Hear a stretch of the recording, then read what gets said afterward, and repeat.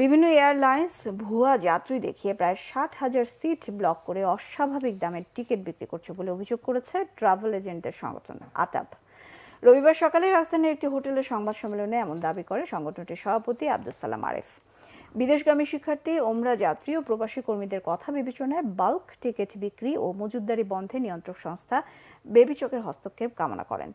আরিফ দাবি করেন, বেসামরিক বিমান পরিবহন খাতে এখন বড় সমস্যা টিকিটের চড়া দাম। মধ্যপ্রাচ্যগামী বেশিরভাগ এয়ারলাইন্স হাতে গোনা কিছু এজেন্সির নামে পাসপোর্ট, ভিসা ও ভ্রমণের নথিপত্র ছাড়াই সিট ব্লক করে বেশি দামে টিকিট কিনতে বাধ্য করছে। এর পেছনে অসাধু মজুতদারি ও বাল্ক টিকিট সিন্ডিকেটকে দায়ী করেন তিনি। ফেব্রুয়ারি মাস, মার্চ মাস সব এয়ারলাইন্স এইভাবে ব্লক করে ফেলছে।